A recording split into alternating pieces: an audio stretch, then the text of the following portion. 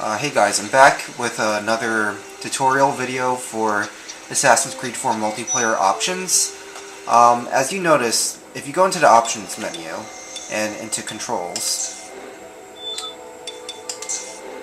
you'll notice that there's something called precise aiming assist. Now in my last video I covered what jump assist was, so if you don't know what that is and you'd like to know, please check it out. Going back to the topic, precise aiming assist. Some people have been asking me, what exactly is precise aiming assist? I had to work things out and figure it out, and it's what I thought it was. Now, you may notice that if you leave it on in this game, which is kind of new, Assassin's Creed 3 multiplayer and other multiplayers did not have this feature, where, let's say she's my target. You'll notice that, you probably can't see it, of course, though, but I'm not moving my right analog stick on my controller, and it's because precise aiming assist is constantly following her as I'm holding down the target. This sounds like a great feature. It's personal preference. I personally like to leave it off. It's great. It follows them. You don't have to move the joystick, and you can kind of stalk them. Well, not in that sense. But anyways, it sounds good. Like, especially if you're following your target and they're in a blended group. Let's say, I don't know, in Wanted or Manhunt, and you want to aim at them. Now, the flaw with this is that when you're targeting them, I have to find the right position. I need another crowd somewhere. Alright, let's say I'm targeting a Wayfarer, and if another civilian gets in the way, or just another player, it will just start going on to them. Like, as I'm moving, I'll start targeting all the other guys. Now, if you have precise aiming assist off, it does the same thing. But this one, it just, like, kind of, I guess, it just kind of like locks onto them, and it just follows them. And that can get kind of annoying. It can get kind of disruptive, and it just messes with your aim. Whereas I personally just like to leave it manual, like just off, so it just doesn't really mess with it. I'm not sure if you exactly know like what I mean. I'm trying to find a crowd. Like, these guys in front of me might kind of mess with my view. Yeah, because sometimes it'll just start locking onto that person.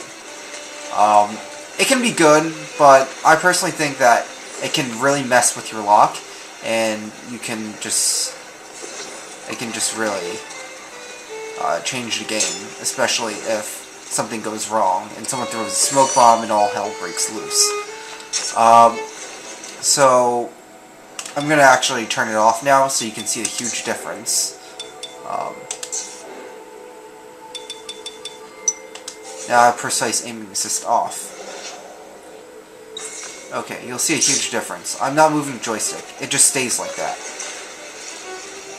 Which is good, because I personally feel that if I make a mistake on the aiming, and it's just all my fault, then I should kind of take the blame for that.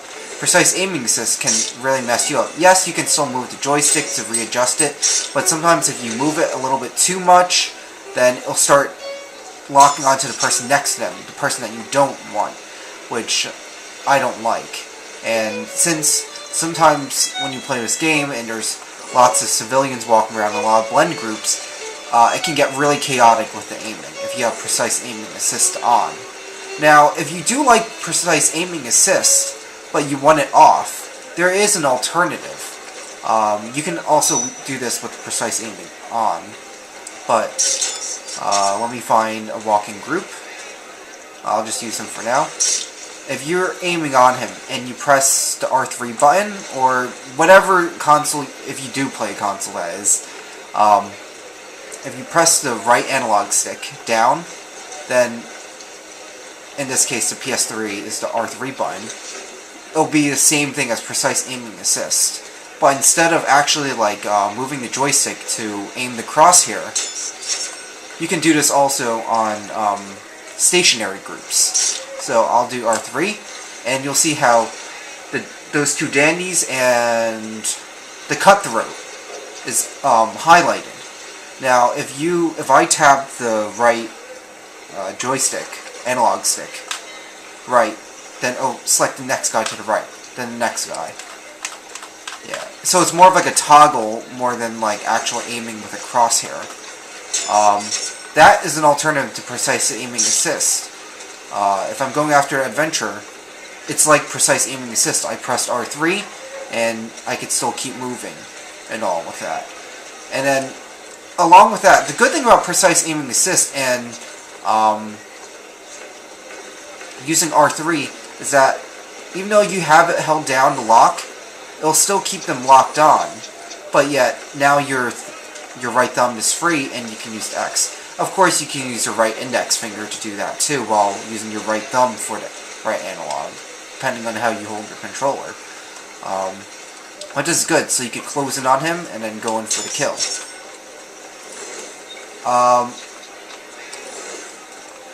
There's one more thing I'd like to cover with precise aiming assist.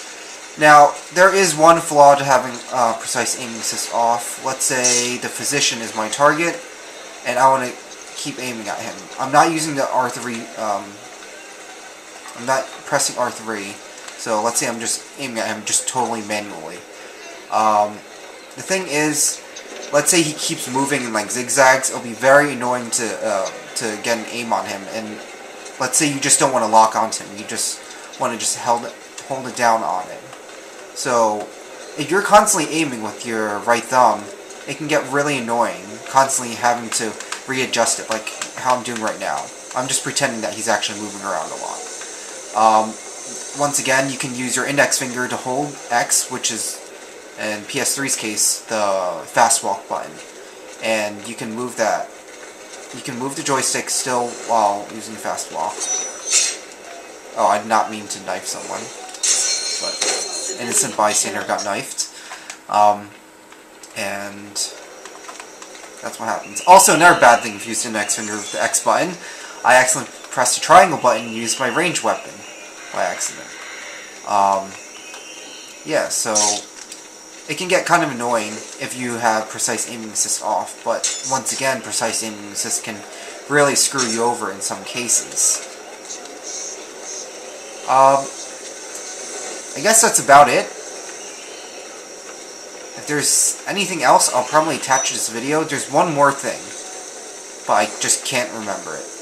Thanks for watching, and I'll probably make a video tutorial for other options in Assassin's Creed 4 multiplayer.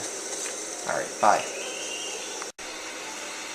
Alright, there's one more thing I forgot to mention, and now I remembered it. If you play Game Labs, and I guess if you take Game Labs seriously or competitively, this is when precise aiming assist on or off can be a big deal. Now, if you'll notice that in Game Labs, they'll have a feature where you can turn, like, if you get targeted, if you target your opponent, and they can see, there's an option in Game Lab where they can see you targeting them.